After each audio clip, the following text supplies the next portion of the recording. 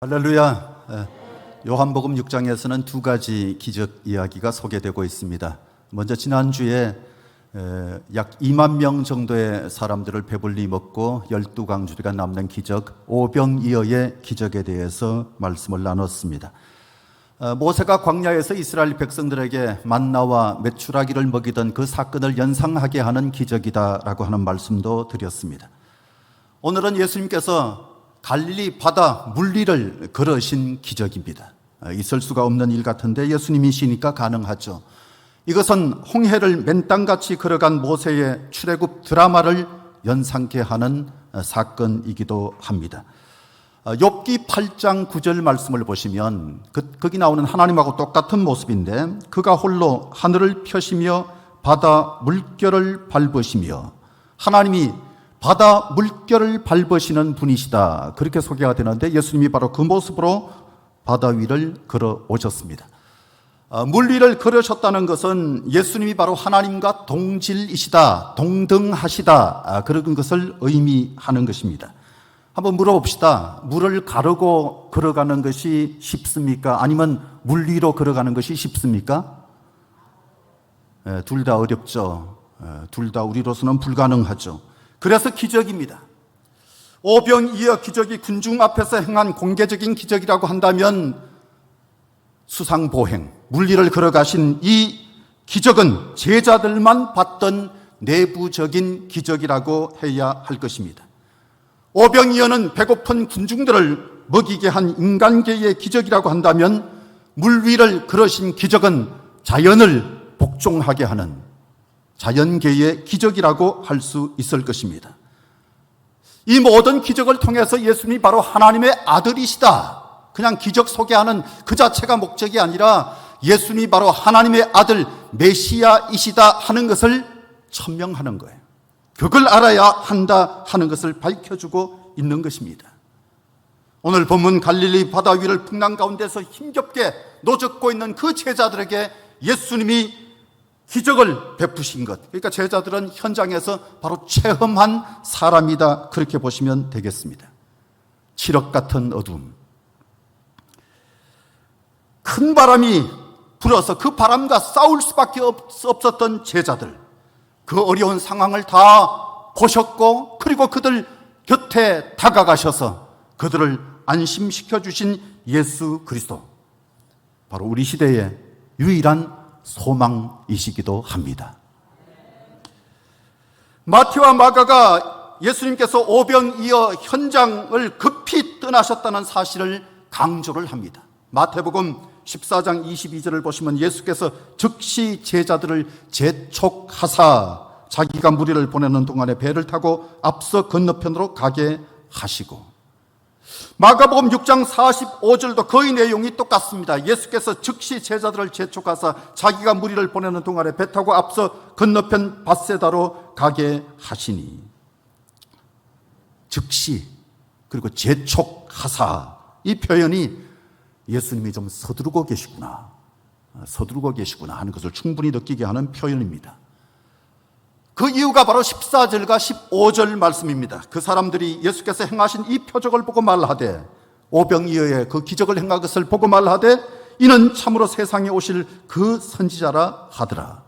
예수께서 그들이 와서 자기를 억지로 붙들어 임금 삼으려는 줄 아시고, 현장에서 너무나도 기가 막힌 엄청난 기적 행하는 것을 봤던 이 사람들, 이 오병이어의 기적은 메시아의 만찬이다, 그렇게 해석을 했어요. 아무나 행할 수 있는 것이 아니라 메시아만이 행할 수 있는 멋진 만찬이었다라는 것으로 해석하고 예수님을 왕으로 추대하려고 했습니다. 예수님은 육적 필요를 채워주기 위해 오신 분이 아니라 영적 구세주로 오셨습니다. 그래서 군중들의 잘못된 그 메시아 관, 이것을 거부하고 급히 제자들을 태워서 건너편 벳세다로 가게 만드시고 자신은 홀로 피해서 산으로 가셨습니다. 마태와 마가는 예수께서 기도하러 가셨다, 그렇게 표현을 했습니다. 마태복음 14장 23절, 무리를 보내신 후에 기도하러 따로 산에 올라가시니라. 정물매 거기 혼자 계시더니, 이 마태와 요한은 혼자라고 하는 단어를 쓰면서 예수님이 혼자 계셨다, 혼자 기도하셨다. 어마어마한 기적을 행하시고 난 다음에 이 마음을 다스리시는데 기도로 다스리고 계시는 거예요. 기도로. 사람들은 엄청난 일을 행하고 난 다음에는 좀 들뜨는 경향이 있습니다. 뭔가 큰 일을 하면 뭔가 좀 과시하고 싶고 영웅의식 가지고 그렇게 지내려고 하는 경향이 있는데 예수님은 그렇게 하지 않으시고 혼자 산에서 기도하셨다. 그렇게 말씀하고 있죠.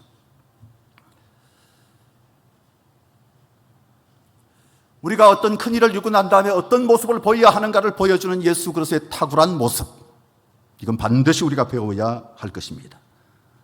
환호하는 군중을 피해서 혼자 기도하고 계시던 예수님, 그 한밤중에 불어오는 그 역풍을 감당해가면서 목적지까지 힘겹게 노를 짓고 있는 제자들을 다 보고 계셨고, 급기야는 물리로 걸어서 그들 가까이 다가가신 예수님, 안전한 목적지까지 인도하시는 바로 하나님의 아들이시다 하는 사실을 담담하게 복음서는 잘 표현해주고 있습니다. 풍랑이는 칠흑 같은 노둠 속에서 힘겹게 노졌는데 어떤 사람이 거친 바다 위로 걸어오고 있습니다. 제자들이 얼마나 놀랐는지 몰라요. 두려움 속에 사로잡혔다, 성경은 그렇게 말하는데 그때 바로 그분이 내니 두려워 말라, 그렇게 말씀하셨습니다. 정겨운 음성 예수님이셨습니다. 내니, 이것은 헬라어로 에고에이미, 이게 바로 신적 언명이라고 불리는 그런 말인데, 내가 바로 나다 그런 얘기를 하고 있죠. 내니 두려워하지 말라. 오늘은 그 제목으로 은혜를 나누고자 합니다. 우리의 삶의 현장에서 들리는 주님의 음성이 될 수 있기를 바랍니다. 첫째는 고달픈 인생을 향한 말씀입니다. 16절부터 18절 보시면 저물매 제자들이 바다에 내려가서 배를 타고 바다를 건너 가버나움으로 가는데 이미 어두웠고 예수는 아직 그들에게로 오시지 아니하셨더니 큰 바람이 불어 파도가 일어나더라. 마태복음의 병행구절인 14장 24절을 보면 바람이 그스름으로 물결로 말미암아 고난을 당하더라, 그렇게 말했습니다. 또 마가복음의 병행구절인 마가복음 6장 48절에 보면 바람이 거슬림으로 제자들이 힘겹게 노를 젓는 것을 보시고, 그러니까 바람 때문에 제자들이 굉장히 고생하고 있다 하는 것을 충분히 알 수 있습니다. 이혜인 시인이 몸이 아프고 마음이 우울한 날 너는 나의 어여쁜 위안이라고 표현했던 바람이 아닙니다.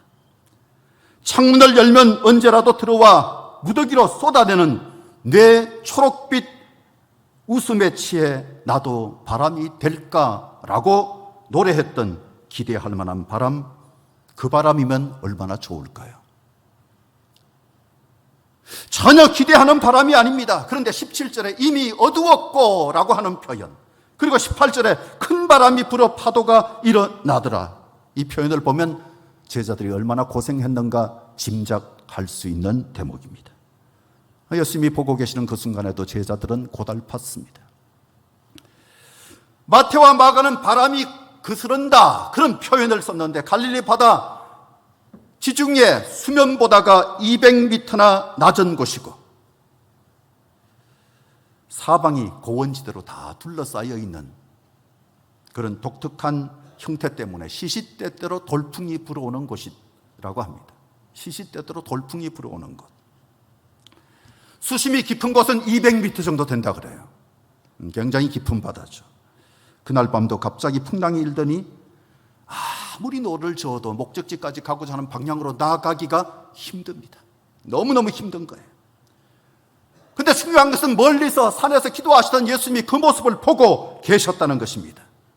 이 사실은 우리에게도 복음이죠. 우리가 힘겹게 살고 있을 때 우리를 보시는 주님이 계시다면, 우리를 보고 계시는 주님이 계시다면 우리에게는 복음입니다. 주님이 눈동자처럼 보고 계시다, 이게 큰 축복인데, 주님은 산에서 기도하시다가 고달프게 힘들게 노를 젓고 있는 제자들을 보고 계셨어요. 고달파도 낙심하지 마시기 바랍니다. 우리는 하나님 나라에 속한 주의 백성, 하나님의 자녀들입니다. 주님은 결코 우리를 외면하지 않으실 것입니다. 요한복음 14장 18절, 내가 너희를 고아와 같이 버려두지 아니하고 너희에게로 오리라. 너희에게로 오리라. 너희에게로 오리라. 내게 오시기 원하는 분들은 간절하게 아멘 하셔야 돼요. 내게 오시옵소서. 그런데 이 말씀 가운데 잘 이해되지 않는 부분이 있습니다. 제자들이 풍랑을 만났는데 예수님 명령 거부하고 불순종한 것 때문에 풍랑 만났습니까? 아니죠. 명령에 순종하면서 건너편으로 가다가 지금 죽을 고생하고 있는 거예요. 예수님 몰래 뭔가 먼저 움직여서 이 고생을 당한다면 이해할 수 있겠지만 전혀 그게 아니고 예수님이 가라 그러셔서 배를 타고 출발했는데 죽도록 고생하게 된 거예요. 제자들 같은 경우는 오히려 오병이어 그 기적의 현장에 남아서 더 남은 것 가지고 파티하고, 그리고 다른 사람들 앞에 우리가 바로 예수님의 제자야 하면서 좀 뻐기기도 하고, 그 기적 일어난 것에 대해서 서로 떡을 나누는데 놀랍더라 하고 좀 간정도 나누고 그러고 싶은 마음이었을 거예요. 그런데 예수님이 가라고 하셔서 순종했는데 순종하다가 낭패당한 거예요. 순종한 것 때문에 광풍을 맞은 거예요. 성경에는 순종하다가 낭패당했던 사람들, 고난당했던 사람들 이야기가 꽤 많습니다. 모세도 그랬고 엘리야도 그랬고 예레미야 같은 구약의 선지자들이 순종하는 것 때문에 얼마나 외롭고 얼마나 힘겹게 지냈던가 하는 것은 우리가 너무나도 잘 아는 것. 그들뿐만 아니라 베드로도 야고보도 요한도 바울도 다 마찬가지였습니다. 순종한 것 때문에 만사 형통하면 얼마나 좋겠습니까? 그러나 순종한 것 때문에 만사 형통은커녕 오히려 매맞기도 하고 갇히기도 하고 죽기까지 했던 것이 바로 그들의 모습이었습니다. 결정적으로 하나님의 아들이신 예수님마저도 십자가라고 하는 끔찍한 고난, 피해갈 수 없는 그 고난이 그를 기다리고 있었습니다. 우리 순종하는 성도들에게도 고난과 역경이 찾아올 수 있습니다. 욥을 보십시오. 성경은 까닭없이 그 엄청난 시련을 당한다고 말했습니다. 하루아침에 기중한 것 다 잃었어요. 자식들 다 잃고 재산 다 잃고 그리고 종도 다 잃었습니다. 건강도 잃고 아내도 떠나버리고, 결국은 해피엔딩이지만 견딜 수 없는 그 아픔들, 그 중에 한 가지만 해도 견디기 힘들 텐데 그 온갖 고난을 다 당하였던 욥, 얼마나 힘들었을까 짐작해 보십시오. 순종하다가 시련, 순종하다가 역경. 이상하게 생각하거나 당황하지 말라고 성경은 말합니다. 베드로전서 4장 12절 13절, 사랑하는 자들아 너희를 연단하려고 오는 불시험을 이상한 일 당하는 것 같이 이상히 여기지 말고 오히려 너희가 그리스도의 고난에 참여하는 것으로 즐거워하라. 이는 그의 영광을 나타내실 때 너희로 즐거워하고 기뻐하게 하려 함이라. 어려움이 오면 오히려 더 하나님 의지하시기 바랍니다. 힘든 고난 당하면 오히려 은혜와 능력을 체험할 기회다, 그렇게 생각하시면 반드시 체험할 줄로 믿습니다. 내니 두려워하지 말라. 고난당할 때 우리에게 들리는 놀라운 사랑의 음성입니다. 두 번째는 두려워하는 제자들을 향한 말씀입니다. 19절 말씀. 제자들이 노를 저어 10여 리쯤 가다가 예수께서 바다 위로 걸어 배에 가까이 오심을 보고 두려워하거늘. 마태복음 14장 26절에 보면 놀라 유령이라 하며 무서워하여 소리 지르거늘. 마가복음도 비슷해요. 자, 오병이어의 기적을 그 현장에서 체험했던 사람들입니다. 그런데 그 사람들이 예수님이 바다 물리로 걷는 것은 상상도 못했던 거예요. 오병이어의 기적을 행하셨다면 물 위를 걸으실 수도 있고 하늘을 날아다니실 수도 있는 것 아닙니까? 여러분 그렇게 믿습니까? 물 위도 걸어 다닐 수 있고 하늘을 날아다니실 수도 있는 분인데 그들은 너무 놀랐어요. 너무 무서웠어요. 귀신인 줄 알았어요. 그래서 유령이다 소리를 질렀어요.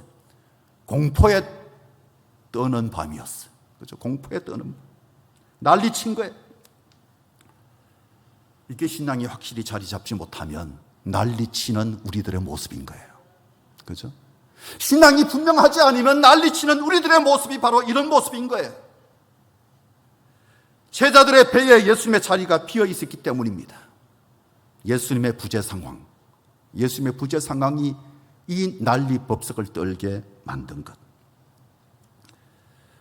놀라운 축복의 현장에서 생생하게 경험을 했음에도 불구하고 주님의 능력을 제한하고 있는 사람들, 있을 수 없는 일, 예수님이 리가 없다 그렇게 생각했기 때문에 두려워서 떨고 공포의 밤을 맞았던 것. 마태와 마가는 그때의 시간이 밤 사경이라고 그랬습니다. 밤 사경. 이것은 새벽 3시에서 6시 사이에, 새벽 3시에서 6시 사이. 그러니까 어둑어둑할 때 출발을 했다, 어두웠다 그렇게 말했잖아요. 늦게 잡아도 8시쯤으로 잡는다 할지라도 3시면 몇 시간 고생한 거예요? 한 7시간 고생한 거죠. 그러니까 7시간에서 거의 10시간.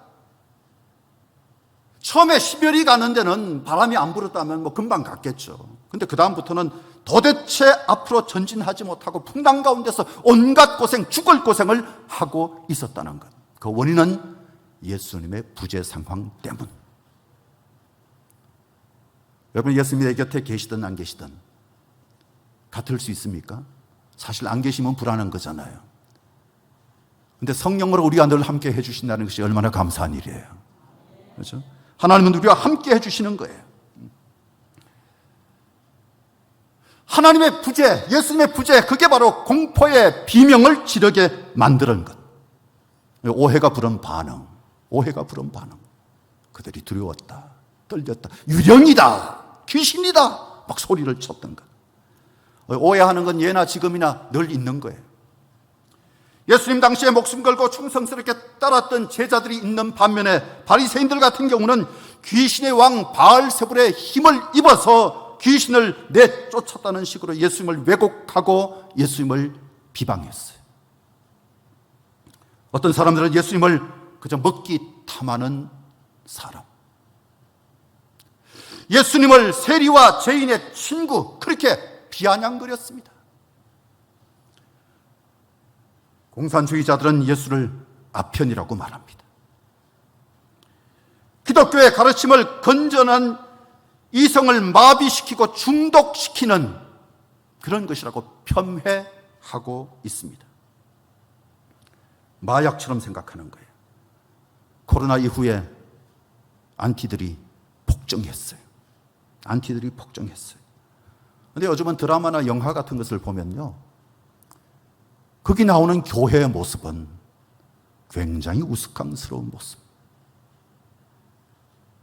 영화나 드라마에 등장하는 교회는 한결같이 이상한 곳이에요. 지금 대한민국에서 나오는 영화, 드라마 다 마찬가지예요. 교회를 조롱의 대상으로 생각해요. 거의 모든 드라마, 영화가 다 마찬가지인 것 같아요.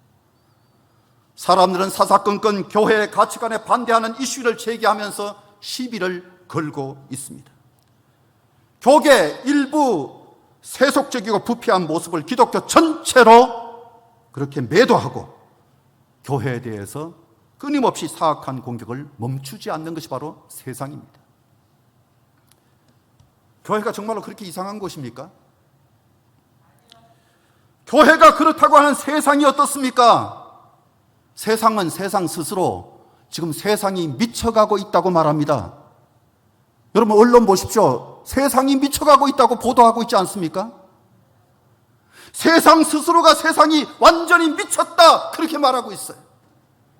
미친 세상이 교회 보고 미쳤대.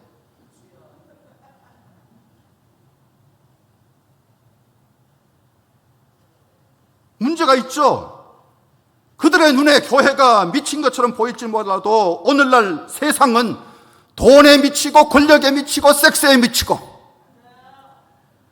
비정상이 정상, 정상은 비정상 취급을 받는 것이 바로 세상 아닙니까?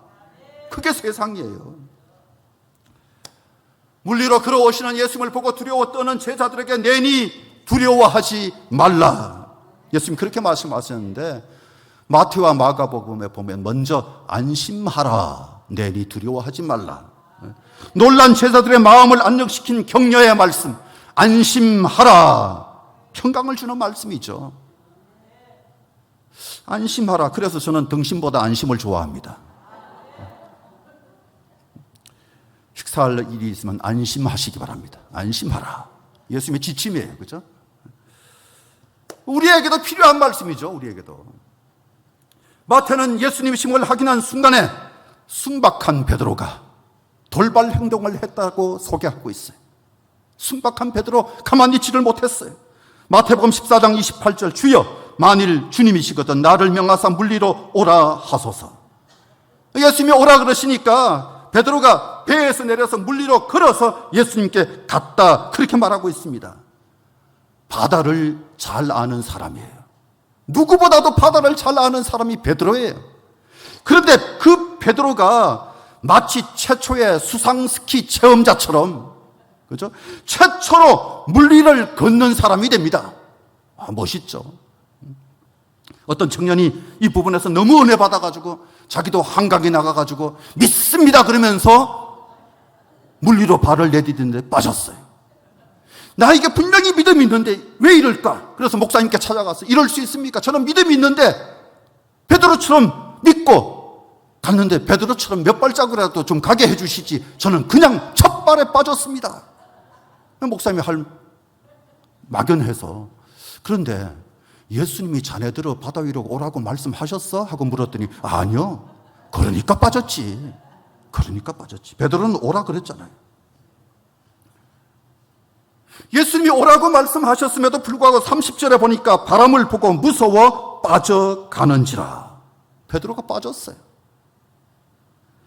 바람 보고 무서워 빠졌다, 그렇게 말하고 있습니다. 바람 보면 안 되는데 바람 소리 막 생각하다가 의심이 생긴 거예요.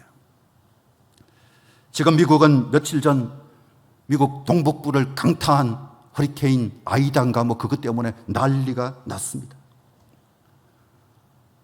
플로리다에 살고 있던 친구가 달라스까지 피난을 가서 문자를 보내왔는데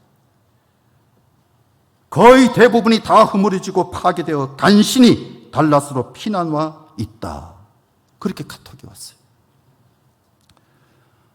플로리다에서 어린아가 졸업할 때 하나하고 함께 그 졸업식에 참석했다가 셋이서 그 친구가 있는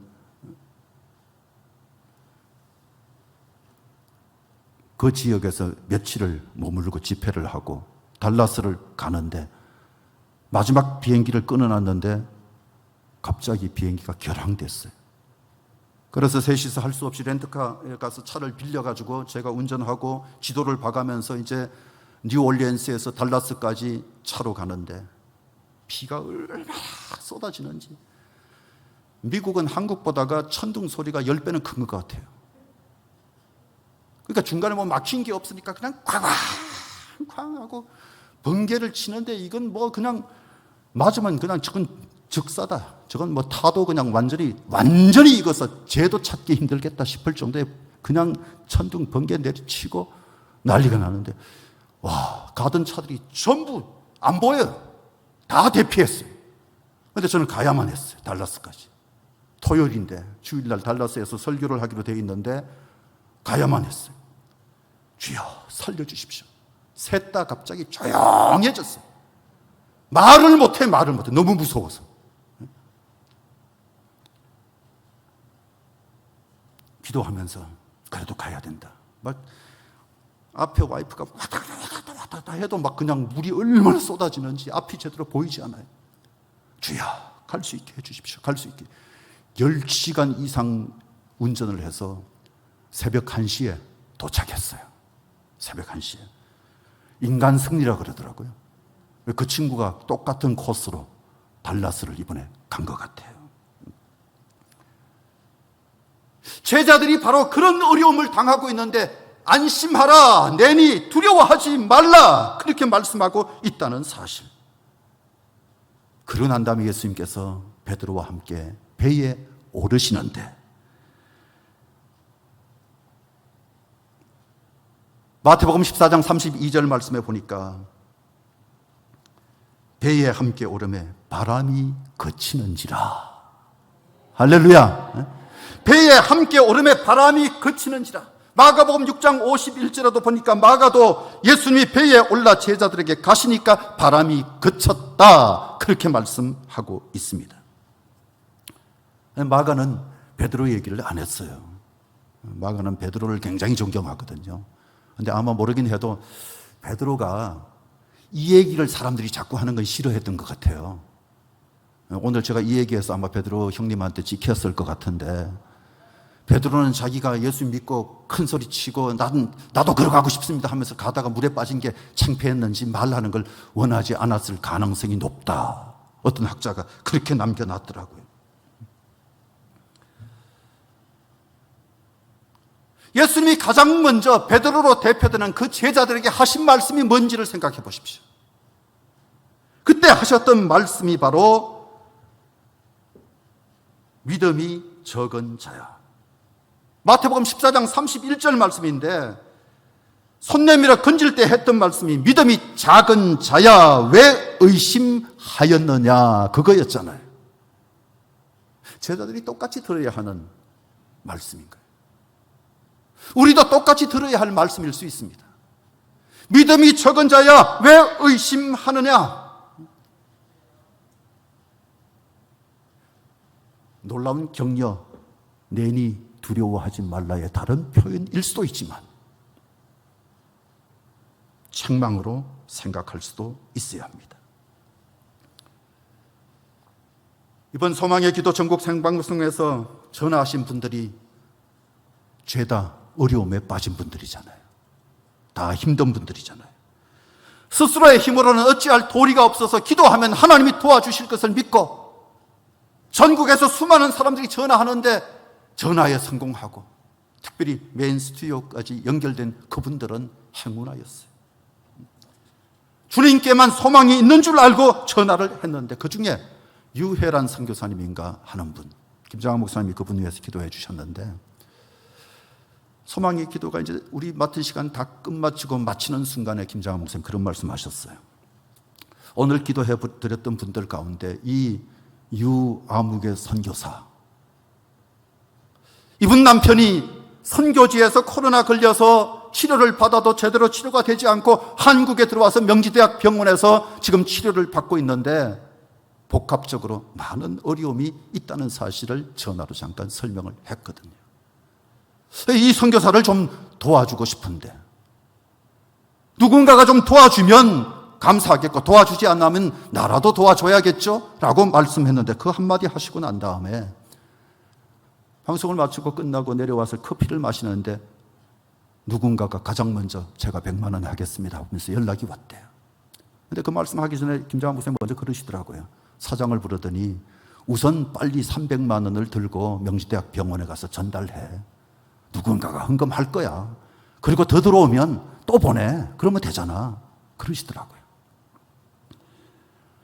근데 그 다음날 김장한 목사님이 직접 전화하셨어요. 전화 잘 안 하시는데 직접 하시는 경우는 거의 없는데, 나 김장한이요 그러면서 전화를 하셨어요. 어제 수고 많으셨고, 근데 그거 있잖아, 유 선교사 그분 위해서 헌금 들어온 게 얼마냐 하면 1187만 원이야.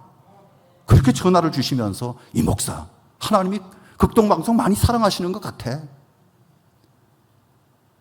참 감사하더라고요. 극동방송에서 이번에 특별히 한국에 입국한 아프간 특별 기여자들에게 구호품 9.5톤 트럭으로 4대를 실어서 보냈대요. 금액으로는 1억 5천만 상당을 전달했습니다. 그리고 8월 23일에는 미군 참전 용사들과 가출사 출신 한국 군인들을 기억하며 그들의 이름을 새기기 위해서 워싱턴 DC에 메모리얼 파악이 있는데, 바로 거기에 참전 기념패를 만드는데 한국 정부에서 돈을 상당 부분을 다 지원을 합니다. 이건 한국 사람들의 이름을 거기다 새겨 넣는 거니까, 한국전에 참전했던 군인들의 이름을 새겨 넣는 거니까. 돈이 좀 모자라요. 그 돈을 극동방송에서 1시간 반 동안 방송을 했는데 4억 451만 6,218원이 모아져서 그 돈을 다 한미동맹재단에 전달을 했습니다. 그 벽면에 미군 참전용사 36,595명의 이름, 그리고 미군과 함께 싸우다 전사한 카츄사 한국군인 7,174명, 그들의 이름이 기록되고 참전국 숫자와 부상자 숫자가 새겨지게 됩니다. 놀라운 일이죠. 지금 우리가 풍랑 가운데 있다 할지라도 하나님은 일하고 계십니다. 힘겹게 노젓고 있다 할지라도 풍랑 속으로 찾아오시는 예수님, 그것도 물리로 걸어서 찾아오시는 예수님. 얼마나 급하셨으면 예수님이 그냥 물리로 막 걸어오셨을까요? 그 풍랑 가운데서 내니 두려워하지 말라. 세 번째는 기쁨으로 영접할 수밖에 없는 말씀이에요. 21절, 이에 기뻐서 배로 영접하니 배는 곧 그들이 가려던 땅에 이르렀더라. 풍랑이는 바닷물 위로 걸어서 제자들이 노젓는 그 현장에 접근하신 예수님, 유령인 줄 알고 놀라고 두려워 떠는 그들을 안심시키고 배에 오르시는데 요한은 그 중간을 생략했어요. 배에 오르시고 난 다음에 가려던 땅에 이르렀다, 그렇게만 말했는데 마가복음 6장 51절에 보니까 배에 올라 그들에게 가시니 바람이 그치는지라. 마태복음 14장 32절도 같은 내용인데 사납게 불던 바람이 잠잠해졌다, 그렇게 말하고 있죠. 요한이 그걸 뺐어요. 자연도 하나님의 말씀, 예수님의 말씀 앞에는 순종할 수밖에 없다는 사실, 우리는 결코 그걸 잊지 말아야 할 겁니다. 살다 보면 자연재해에 당할 수 있습니다. 또 살다 보면 인생의 큰 풍랑 만날 수 있습니다. 그러나 풍랑 만났던 이 제자들에게 주님이 내니 두려워하지 말라 그렇게 다가가셨다면, 사업의 풍랑이 있다 할지라도, 가정의 풍랑이 있다 할지라도, 질병의 풍랑이 있다 할지라도 두려워하지 마시고 내니 두려워하지 말라 음성 들려주실 주님을 기대하는 저와 여러분이 될 수 있기를 바랍니다. 이사야 41장 10절에 보니까 두려워하지 말라, 내가 너와 함께함이라. 놀라지 말라, 나는 내 하나님이 됨이라. 내가 너를 굳세게 하리라. 참으로 너를 도와주리라. 참으로 나의 의로운 오른손으로 너를 붙들리라. 예수님은 우리에게 다가오셔서 우리 인생의 풍랑을 잠잠케 하시는 분.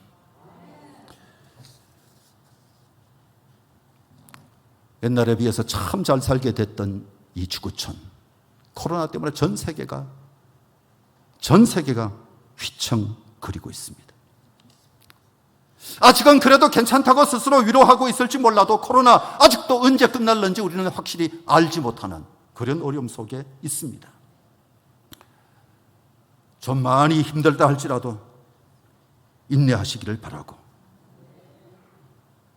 우리가 처해 있는 상황이 어떤 상황이든지 간에 모든 인생의 그 풍랑을 잠재우시고 우리의 인생의 풍랑 다 밟고 찾아오시는 예수님이 계시다면, 다 밟고 찾아오시는 예수님이 계시다면 우리는 예수님을 제자들처럼 기쁨으로 영접할 수 있을 것입니다.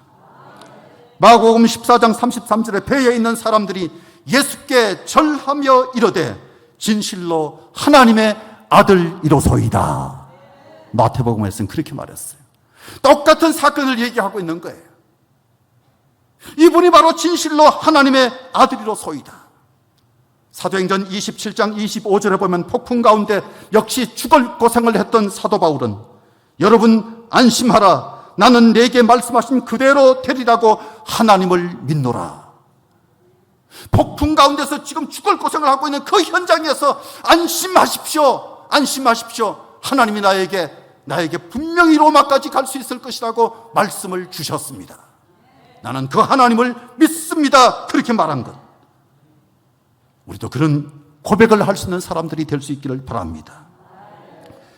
시편 107편 29절과 30절에 광풍을 평정히 하사 물결로 잔잔케 하시는도다. 저희가 평온함을 인하여 기뻐하는 중에 여호와께서 저희를 소원의 항구로 인도하시는도다.